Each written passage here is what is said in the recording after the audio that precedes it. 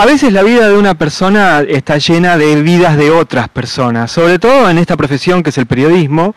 Uno tiene la oportunidad de cruzarse, aunque sea brevemente, con personas que han cambiado el mundo y también nos cambian a nosotros. En el libro Estuve allí, Julio Lagos, locutor, periodista, cuenta un poco sus memorias. Sí. Con grandes figuras. Julio, muchas gracias por estar en el auditorio de Grandes Libros. Un placer conocerte. No, gracias a ustedes, por favor. Gracias. Voy a poner el libro acá, sí, lo tenemos. Bueno, lo tenemos acá y acá, donde produzcan menos brillo.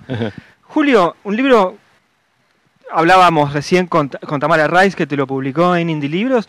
Un libro fascinante por todas las personas que atravesaron tu historia. Es lo que vos decías recién, Patricio. Nosotros tenemos la suerte de poder acercarnos a personas a las que admiramos. En algunos casos, acercarnos, trabajar con ellos y hasta, en algún caso especial, hacernos amigos. Y esto es lo que pasa en este libro. No te puedo decir que he sido amigo de Aníbal Troilo. Había enormes diferencias de magnitud y también de edad. Pero sí fui amigo, y me enorgullezco, de Antonio Carrizo. ¿Te imaginas lo que eso significa en mi vida? No fui amigo, pero estuve con él, con Hugo Pratt. Y yo me comía en Mr. X, el Sargento Kirk, y después en Hora Cero, Ernie Pike. Bueno, y así, Piazzolla, Alberto Castillo, bueno, Frondizi, al que sigo admirando. Y todo eso, como vos decís, efectivamente te va nutriendo. Y al cabo del tiempo, vos te das cuenta de que tu vida, tu personalidad, es como esas frazadas que se hacen con pequeños retazos, un patchwork. Y bueno, uno es un pedacito de cada una de esas personas a las que has admirado. Siempre uso esa imagen, la de una frazada, ¿Ah, sí? Pero para hablar de la literatura, como si cada libro fuera un panel o un pedacito de la Yo aclaro rápidamente, no hace falta, se sabe, yo no soy escritor, ni pretendo serlo. El libro tiene mucha sensibilidad, algo que llama la atención es eso, que vos sos una persona acostumbrado a hablar. Generalmente el que habla bien no tiene por qué escribir bien, pero en el libro se ha logrado eso, se transmite mucha calidez. Mira, uno es consecuencia de lo que vivió en la infancia, que es la primera patria, sin duda, y ahí yo tuve muchos estímulos. La radio encendida todo el tiempo, el diario. Mi papá trabajaba de corrector en el diario El Mundo de Buenos Aires, que fue donde yo después empecé a trabajar. Y no solamente... Art trabajó en El Mundo. Sí, y vos sabés que una vez descubrí que mi papá había corregido originales de Roberto Art. Y digo, hijo, ¿cómo no te robaste eso? Y yo me acuerdo que yo era chico, muy chico, y papá nos llevaba a la redacción. Habitualmente el último día de trabajo, previo a las vacaciones, comíamos en el restaurante del diario. Y yo me acuerdo que había un señor, un flaquito, Conrado Nalle-Roxlo. Después supe que era él. Y después tuve la suerte de trabajar en el mismo lugar y quizás en el mismo escritorio. Bueno, y eso determinaba que todos los días en mi casa estuviera el diario, porque a la gente que trabaja en un diario le regalaban el diario cuando salía. Y yo veía eso, no sabía leer, y la martirizaba a mi mamá, pobre. Decía, ¿qué dice acá? ¿Qué dice acá? Pues yo quería saber qué decía Periquita en la contratapa del diario, la historieta. Bueno, eso, más la radio, y lógicamente ya es un estímulo, ¿no? Y después, bueno, la curiosidad y la posibilidad efectivamente de haber empezado muy chico a trabajar. Hay algo que me llama siempre la atención de vos. Yo recuerdo, tenemos un amigo en común que es Juan Pablo Martinelli, que empezó a trabajar con vos. Sí. Así que recuerdo los primeros años de Juan en la radio, si no me acuerdo mal, era en Aspen o era una radio... Antes, creo que era en Feeling. Ah, mira, todavía y antes. Juancito, para siempre, para mí, empezó como asistente de producción, hoy es el director de noticias de Radio La Red. Sí, claro. Lo que siempre me llamó la atención es cómo ustedes convivían con la urgencia de la actualidad, pero siempre parecía que había la posibilidad de darse un tiempo. Quizás sea porque entonces y ahora, y por todo el tiempo que venga, yo trato de permanecer un poco al margen del sumario o del menú informativo que aparentemente es inevitable. Yo creo que hay otras cosas que van sucediendo junto con las que venturosamente o todo lo contrario nos acechan permanentemente. Es decir, si vos hablás de la corrupción de los que estuvieron, esos te dicen, ¿por qué no hablas de la economía de los que están ahora? Si vos hablás de la economía de los que están ahora, estos te dicen, ¿pero por qué no hablas de la corrupción de los de antes? Estos dos temas existen sin duda, pero aspiro a que haya otras cuestiones. Sobre todo para un país como Argentina. Yo tuve la suerte de conocerlo a un tipo tan divertido, tan agradable, que fue Jauretche. Arturo Jauretche. Arturo Jauretche. Qué raro, ¿no? Porque en el libro aparece de repente Frondizi y Jauretche. Esto es algo también muy tuyo, ¿no? Porque a mí me gustan las personas. Y Jauretche era extraordinario, al margen del contenido ideológico, que vos podés estar de acuerdo o no, pero él te enseñaba con gracia muchas cosas, ¿no? Y lo que más decía era, tenemos que ser nosotros mismos. Y no era chauvinista, ¿eh? Más chauvinistas son los que lo evocan que él mismo, suele suceder. Entonces él te decía, tenemos que ser nosotros mismos. ¿Y quiénes somos nosotros? Nosotros somos un país muy grande territorialmente, con poca población, 44 millones a duras penas, en un mundo de 7.400 millones de habitantes. Y un país que tiene una producción natural extraordinaria. Hoy el mundo demanda alimento, calidad de alimento, energía renovable. Argentina tiene todo eso y sigue siendo, Patricio, un país aspiracional. Porque nuestros abuelos, o tus bisabuelos y mis abuelos, vinieron a Argentina por algún motivo. No solamente porque los expulsaba su lugar original, pero vinieron aquí. Hace 45 años vinieron los paraguayos, después los peruanos, después los bolivianos, antes de ayer los colombianos, hoy los venezolanos. ¿Por qué vienen acá? Porque hay una ilusión que tienen mucho más clara los que no son nativos. Entonces, todo lo que tiene que ver con Argentina, con las economías regionales, con el INTI, con el CONICET, con los jóvenes, con los proyectos, a mí me parece extraordinario.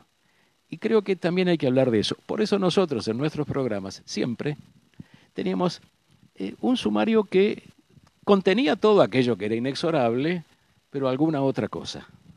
Recién hablabas de Jauretche y pienso que el primer libro de Jauretche salió con prólogo de Borges. Así es. Después cada uno fue por su lado. Borges se volvió muy antiperonista Sí. y Jauretche al revés. Sí. Y en el libro aparece Borges. Sí. Está Borges como una figura extraña, porque comienza hablándose de Borges y terminás hablando de Soysa Reilly. Así es.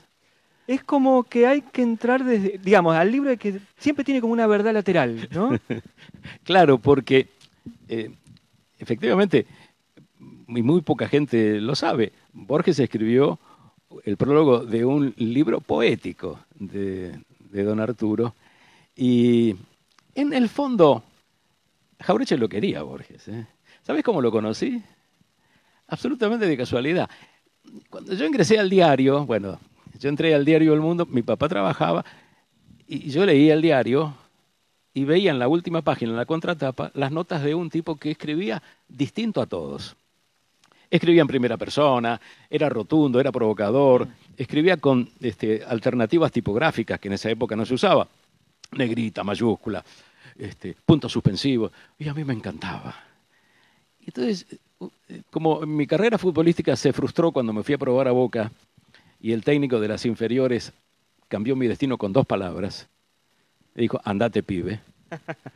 Entonces yo digo, bueno, tengo que ser periodista deportivo. Era la época de Dante Panzeri y Pepe Peña. Y yo le decía a mi papá, yo quiero ir a escribir al diario, yo quiero ver a ese era Neustadt.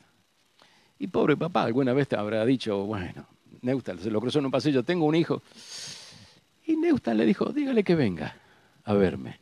Y yo fui y entré a ese edificio al que había ingresado tantas veces de chico y conocía el taller, la redacción. y me atendió la secretaria de Neustadt, Elsa, me acuerdo. Hice la avanzadora correspondiente y apareció un flaco, desagradable, bigotudo, con unos anteojos gruesos. Pase, porque en esa época la tierra estaba tibia todavía, era todo de usted. Y yo más o menos le dije, yo tenía 15 años, y con la insolencia, que creo que he sanado un poco, le dije, mire, en este diario nadie sabe escribir, usted un poco, le concedí. A Neustadt. A Neustadt. Y ante semejante barbaridad, Neustadt me dijo otra barbaridad. Me dijo, bueno, venga y escriba usted. Y escribí una nota horrenda, espantosa, donde calificaba brutalmente a los winderechos, un desastre. Pero lo maravilloso de esa nota fue el copete que escribió Bernardo y el título de la nota, Arrorró mi crónica. Hace de estos 57 años y siempre vacilo y me emociono cuando lo cuento, porque para siempre yo tengo una gratitud enorme. Bueno, entonces entré al diario. Y vos podés creer, Patricio, que yo escribía al diario y vendía 350.000 ejemplares. Y en la página de deportes yo escribía las crónicas de partidos de fútbol. Una locura absoluta, que por suerte fue morigerada cuando el jefe de deportes, el negro Villita, me bajó el copete y me sacó la firma. Pues yo firmaba. Y empecé a trabajar en la redacción, cocinando, remando. Entonces, en la redacción de deportes. Después pasé a espectáculos y ya ahí empecé a trabajar en la redacción. Y como siempre me gustó andar por la calle y sacar fotos, entonces, una vez... Así sale tu primer libro. Así sale el primer libro. Como consecuencia de esto conocí a Jaureche. Le digo al secretario de redacción, yo tengo una foto, y me publicaron. ¿Qué haces, Buenos Aires? Textos y fotos, Julio. Era un chico. Y por suerte, como era un chico, era un juguetito en la redacción, los fotógrafos no se enojaron. Publiqué un par de notas en la contratapa del diario y después dejé de publicar en el diario, pero seguí sacando fotos y acumulé material. Y había leído un libro de Jaureche, editado por una tal editorial Peña Lilo. Me gustó el libro y digo, ahora yo voy a ver a este hombre. Fui a ver a Peña Lilo. Buen día, señor. Mire, era un chico, tenía en esa época, no llegaba a los 20 años. Tengo unas fotos y unos textos, me gustaría publicar.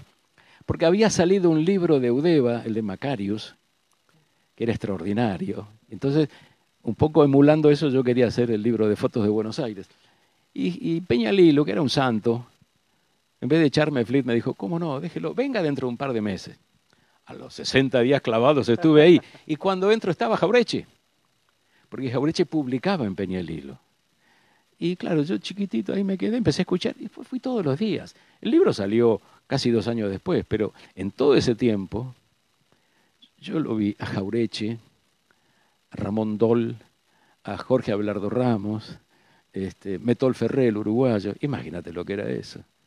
Y Jaureche era muy entretenido, no era irónico, no era agresivo, pero era muy divertido y siempre te contaba una historia.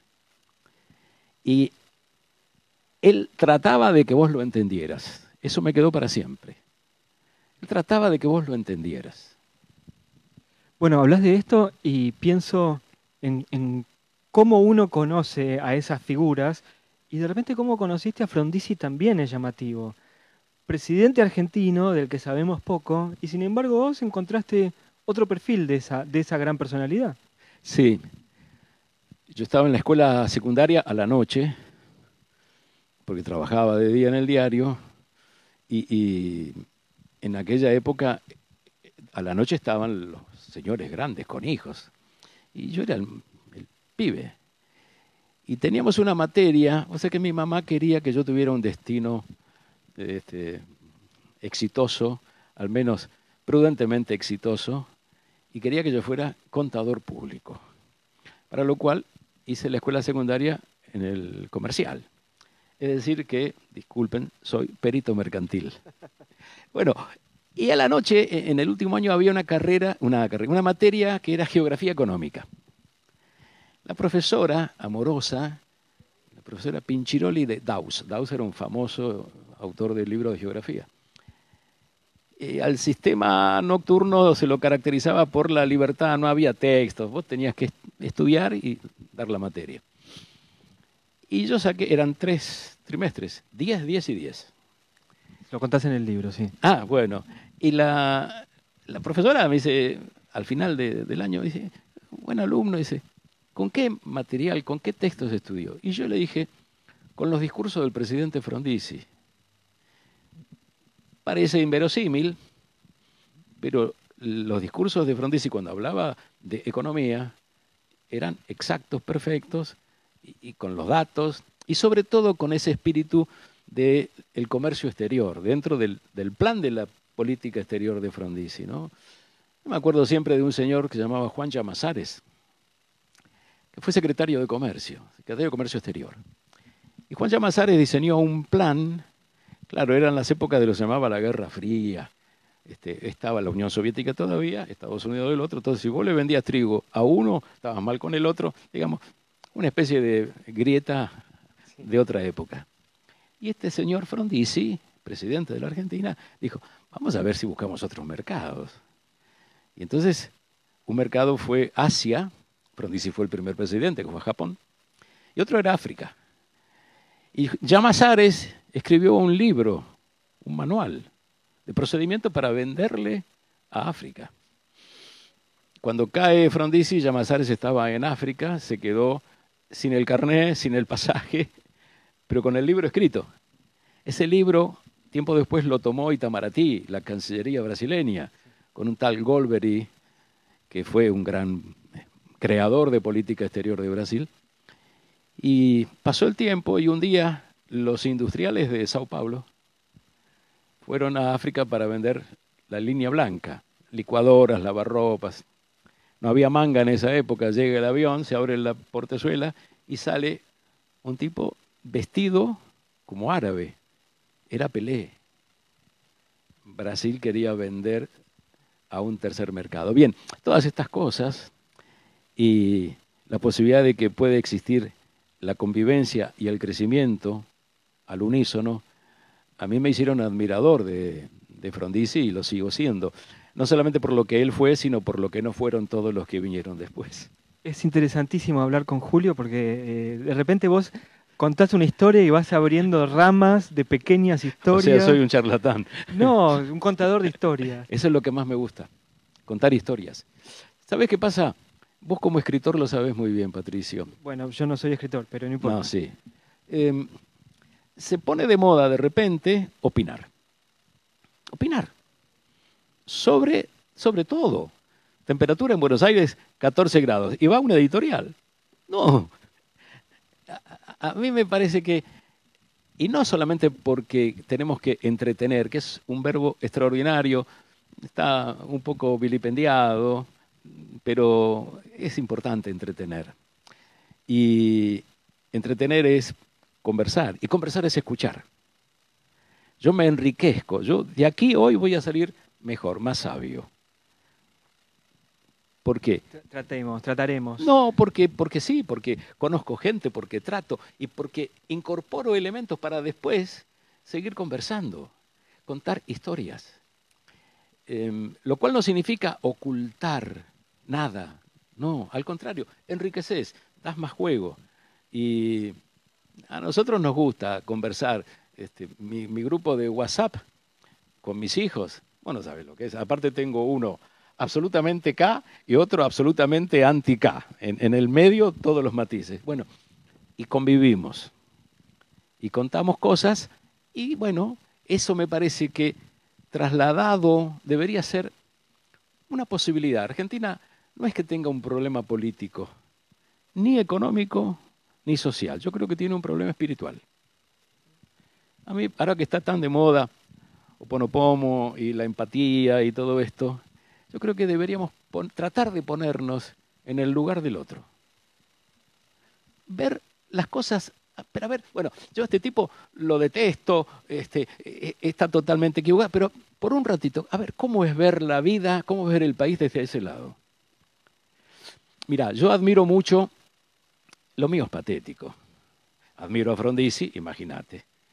murió pobre. Yo cuento cómo es, ¿no? Murió pobre, no tenía dónde caerse muerto, literalmente.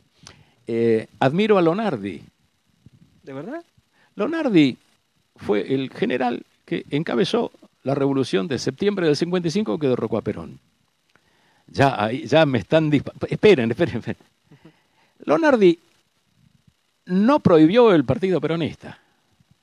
En principio, él asume el 23 de septiembre de 1955 ante una plaza de Mayo repleta de gente. Hay fotos, hay documentos.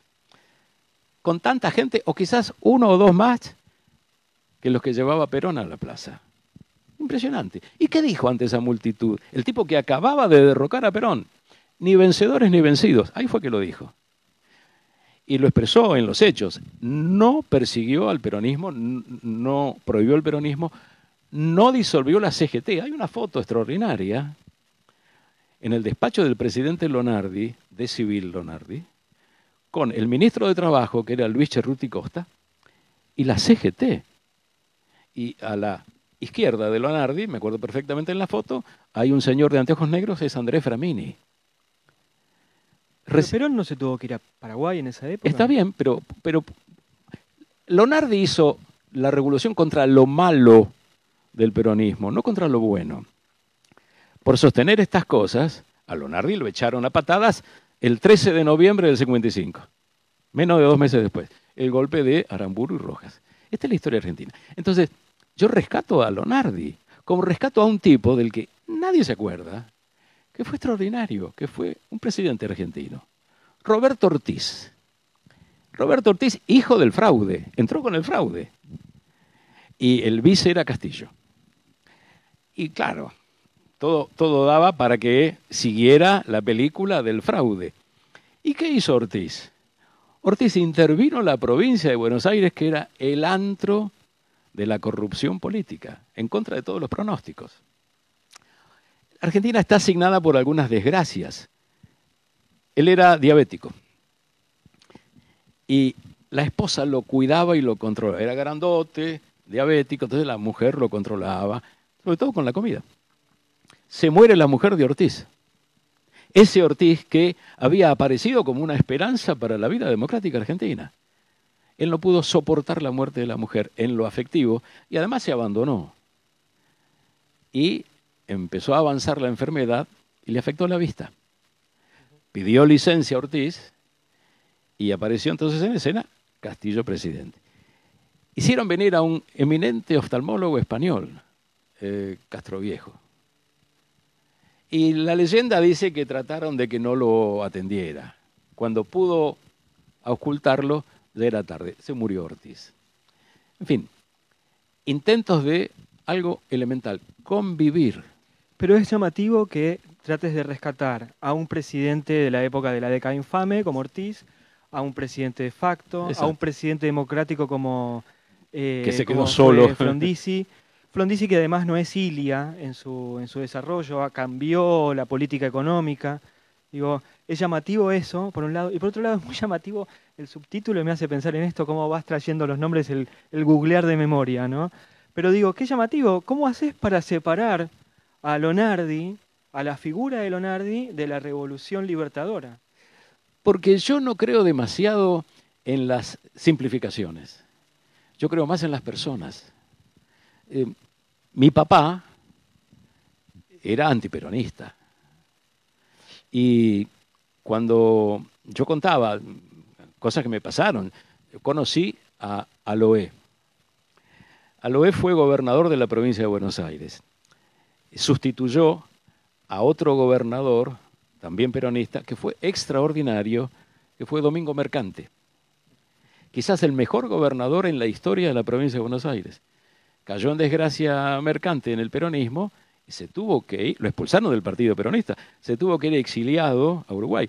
Jaureche, que había sido presidente del Banco de la provincia de Buenos Aires, también durante el peronismo se fue a Montevideo. Es decir, no hay supersimplificaciones, hay que ver cada caso.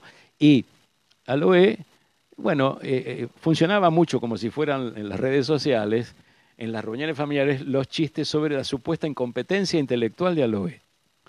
Entonces dicen que una vez en un restaurante, Aloé estaba con Perón comiendo y dice, mocito, ¿me trae un churrasquito?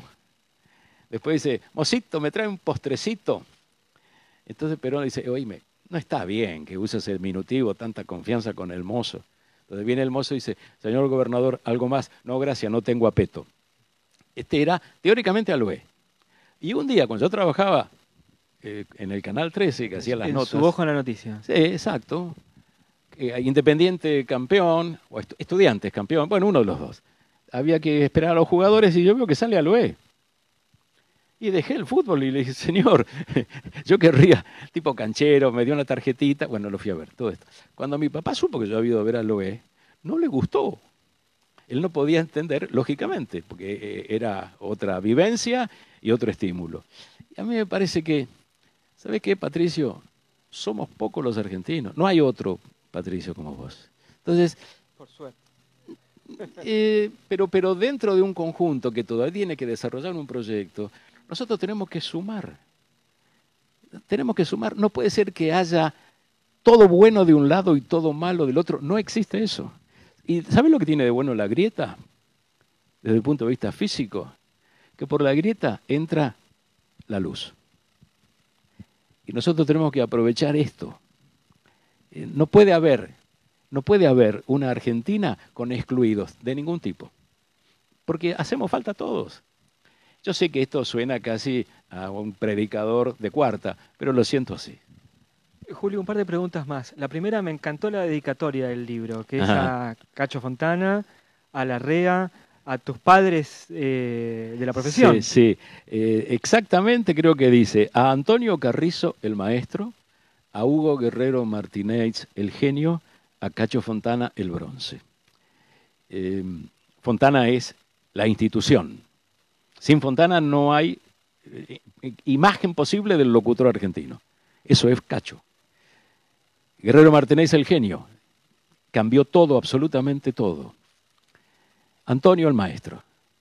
Es el hombre bondadoso, amigo, que sin proponérselo enseñó todo el tiempo.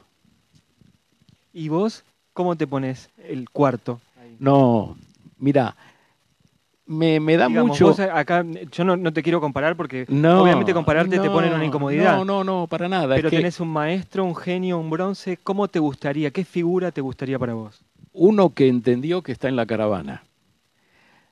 Porque vos sos más cuando sos menos. Cuando vos recortás el ego y te sentís parte de un conjunto, vos crecés. Al menos me pasa a mí. Cuando yo digo, qué suerte, ¿a vos te parece que el pibe que yo fui, que se sentaba en el umbral de la casa de mi papá y mi mamá en el pasaje de la ciencia, podía llegar acá a que vos me hagas una entrevista? Esto es gracias al conjunto, gracias a mi familia, a mi barrio, a la escuela, a un país donde la movilidad social, se dice, el crecimiento, es posible. Aún en medio de las diferencias. Esto es lo que tenemos que rescatar, porque vuelvo a lo que te decía antes. Argentina es un país aspiracional. Si nosotros pensáramos como los inmigrantes que están llegando, más allá de los motivos por los que se van de su país, pero vienen aquí. ¿Y qué hace el inmigrante? No tiene posibilidad de retroceder. Se tiene que abrazar a una ilusión permanentemente. Tiene que ser humilde. Y es solidario. Así como en su momento los gallegos de Orense fueron todos afiladores en Buenos Aires, porque el primero o el segundo lo fueron y trajeron a los paisanos. ¿Viste que hoy la mayoría de los mensajeros en bicicleta son venezolanos? Es lo mismo. Pero bueno. Es lo que demuestra que siempre estás atento a los cambios sociales y a mirar a la gente. Eso es algo que mientras Julio estaba esperando abajo te quedaste hablando con el guardia. Digo, estás siempre atento a la gente, ¿no? Pero yo personalmente en mi trabajo de locutor, generalmente se homologa la tarea del locutor con la radio. Pero el locutor, yo siempre digo, menos velorios animamos cualquier cosa. El año pasado conduje una misa, así que imagínate. Pero hacemos doblaje, presentaciones, lo que sea. Pero lo nuestro es la radio. Y yo como locutor de radio tengo un único objetivo, cada vez más oyentes. Yo quiero tener cada vez más oyentes. por eso, a lo mejor, despliego una artillería un poco universal, porque quiero millennials, mayores de 60, inmigrantes, escritores. Gracias por la entrevista. La última pregunta te hago. En el libro aparece Borges en la Biblioteca Nacional, Sí, aparece, bueno, los 70 narrados desde la radio. Digo, aparece la crotoxina en el primer sí, capítulo ya. en el último, con- eso es lo más bravo, sí. ¿no? Sí. Digo, estuviste en el lugar de los hechos, Sí. ¿no? ¿Cuáles son esos hechos que te marcaron como profesional? A mí me tira mucho la música, Bueno, también está Troilo, ¿no? y Piazzolla, y Rivero. Me tira mucho la música, y creo que la música es uno de los caminos que tenemos a nuestro alcance para llegar a muchos distintos al mismo tiempo. La música, tanto la música más tradicional, si querés, el folclore, el tango. El tango es una realidad extraordinaria en la Argentina, aunque no aparezca en los medios. No solo la milonga, hay un underground de músicos de tango. El promedio debe ser 25 años. 25.